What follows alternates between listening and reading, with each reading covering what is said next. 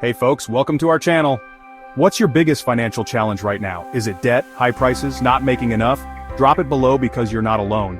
And today, we're tackling it together. Today, we're diving into some timeless wisdom on how to save money, especially in these crazy economic times. We're going straight to the good book for advice because let me tell you, those principles have stood the test of time. We're talking about thousands of years of proven advice. We're going to break down how these principles can be applied to your life and your wallet. So buckle up and let's get started. There is hope. By following this timeless wisdom they don't seem to teach in school anymore. Folks, let's talk about budgeting. I know it sounds about as fun as a root canal, right? But trust me on this, a budget is your roadmap to financial freedom.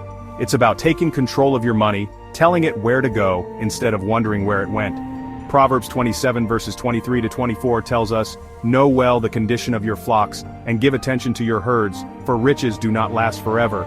That's right folks, even back then, they knew you should keep track of your resources. A budget doesn't have to be complicated. Start simple. Write down your income, track your expenses, and see where your money is going. Now when you're making your budget, prioritize needs over wants. Housing, food, utilities, those are your needs. That new gadget or designer handbag, those are wants. Remember what Matthew 6 verse 21 says, "For where your treasure is, there your heart will be also." Don't let your treasure be wasted on fleeting things. By budgeting and being mindful of your spending, you're aligning yourself with biblical principles of stewardship and wisdom. Let's talk about debt, folks. Debt is like quicksand. The more you struggle, the deeper you sink. Proverbs 22 verse 7 warns us, "The rich rules over the poor, and the borrower is the slave of the lender." Don't be a slave to debt. Credit card debt, student loans, car payments, they can feel like chains dragging you down, keeping you from achieving your financial goals. Now I'm not saying all debt is bad. Sometimes you need a loan to buy a house or start a business. But if you're in over your head, it's time to get serious about getting out of debt. Start by creating a debt snowball. List your debts from smallest to largest, regardless of interest rate. Attack the smallest debt with a vengeance while making minimum payments on everything else. Once that debt is gone, roll that payment amount into the next smallest debt and so on. You'll be amazed at the momentum you build.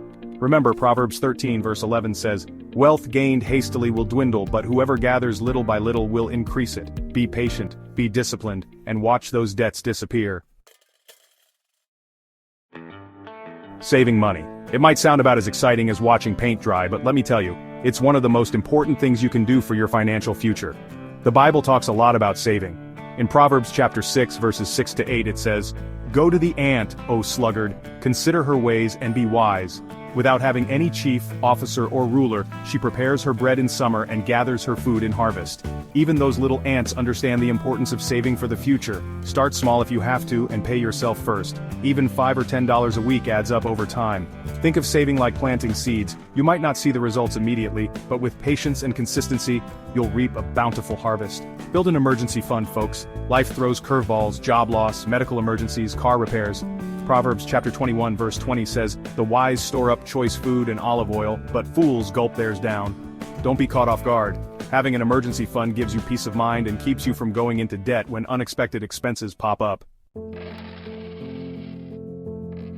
Now let's talk about generosity. This one might surprise you, but giving back is a core principle of financial freedom. Now I'm not talking about being irresponsible with your money, but when you're generous with what you have, even if it doesn't seem like much, you open yourself up to blessings. Proverbs chapter 11 verse 25 says, "Whoever brings blessing will be enriched, and one who waters will himself be watered."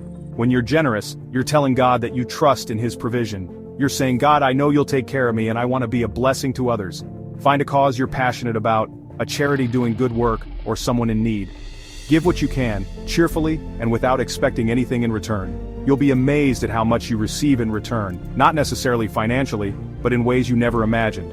Remember, generosity isn't about the amount, it's about the heart. As 2 Corinthians chapter 9 verse 7 says, "Each one must give as he has decided in his heart, not reluctantly or under compulsion, for God loves a cheerful giver." In today's world of social media and constant comparison, it's easy to fall into the trap of keeping up with the Joneses. But let me tell you, contentment is the key to breaking free from that cycle. Hebrews chapter 13 verse 5 says, "Keep your life free from love of money, and be content with what you have, for He has said, 'I will never leave you nor forsake you.'" When you're content with what you have, you're grateful for your blessings, big or small. You're not constantly chasing after the next big thing or comparing yourself to others. Contentment doesn't mean you can't have goals or strive for more. It's about finding joy and satisfaction in your current circumstances while working towards a better future. Practice gratitude, folks. Take time each day to appreciate what you have, even the simple things. Focus on experiences and relationships, not material possessions.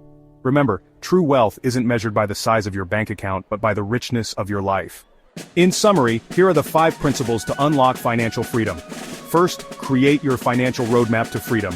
Second, identify and break the chains that bind you financially. Third, plant seeds and pay yourself first for a prosperous future.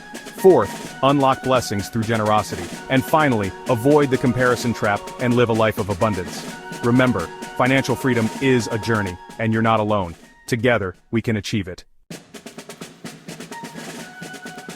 Well, folks, there you have it. 5 biblical principles to unlock financial freedom and live a life of abundance. Remember, these principles are not just about saving money, they're about aligning yourself with God's plan for your life. When you handle your finances with wisdom, integrity, and generosity, you'll find that money becomes a tool to bless yourself and others. Thanks for watching. If you found these tips helpful, don't forget to like, share, and subscribe for more content like this. Remember, these principles are not just about saving money, but also about living a fulfilling and blessed life. Until next time, God bless you, and go live a life of abundance.